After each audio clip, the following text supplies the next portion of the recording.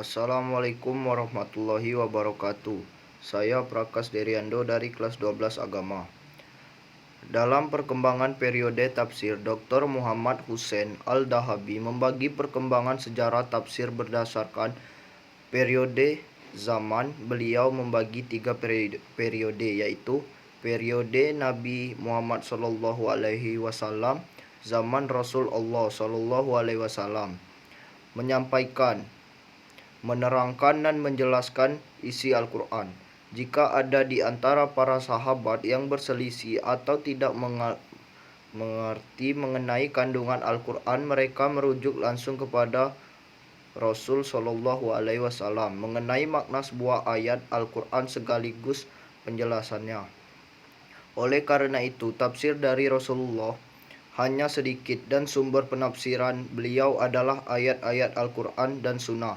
Contohnya dari penafsiran beliau adalah penjelasan beliau tentang tata cara sholat sebagaimana diperintahkan Allah Subhanahu wa Ta'ala dalam Quran Surat Al-Baqarah ayat 43. Wa aqimus sholat wa tawa'atu zakah wa ta'urkahu ma'ul lazi ki'ina. Dan dirikanlah sholat, tunaikanlah zakat, dan rukuklah beserta orang-orang yang rukuk. Perintah mendirikan sholat tersebut masih berbentuk umum, yang memerlukan penjelasan seperti tentang bagaimana tata cara sholat, bagaimana bacaan-bacaannya, dan lain-lain. Maka untuk menjelaskannya, Rasulullah naik ke atas bukit, kemudian melakukan sholat hingga sempurna, lalu bersabda, "Shollu kama tarau ni asolli." Sholatlah kamu sebagaimana kamu telah melihat aku sholat.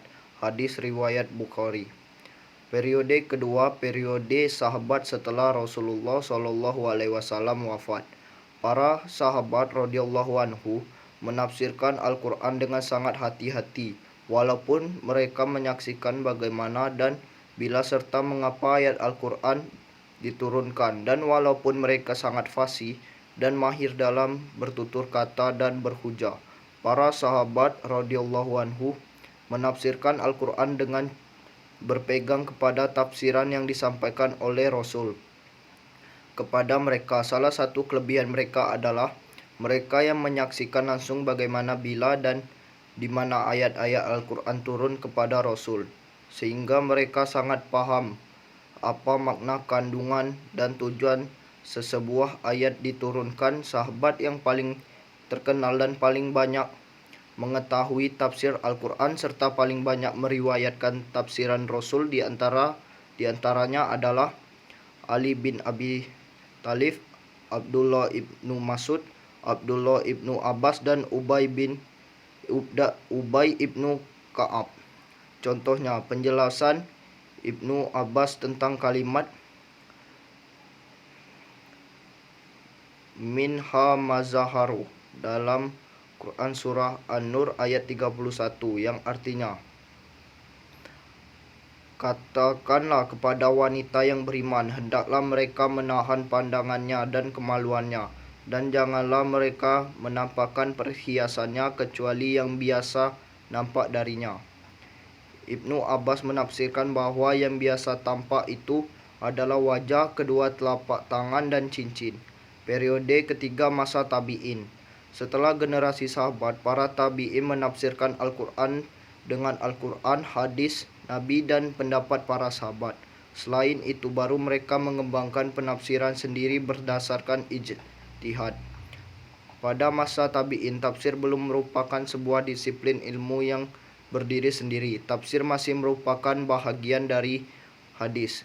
Ia menunjukkan dengan jelas bahwa tafsir tidaklah sewenang-wenang, namun setelah terkait dengan apa yang telah dilakukan oleh Rasul Allah Shallallahu Alaihi Wasallam dan para sahabat. Berkata Imam Mujahid radhiyallahu anhu, ulama tafsir kalangan tabi'in dan salah seorang murid Ibnu Abbas yang paling dipercaya, "Aku memperdengarkan Al-Quran kepada Ibnu Abbas sebanyak 3 kali, di mana aku selalu berhenti di setiap ayat dan bertanya berkaitan dengan apa ayat ini dan bagaimana maksud ayat ini." Tafsir pada era ini adalah 1.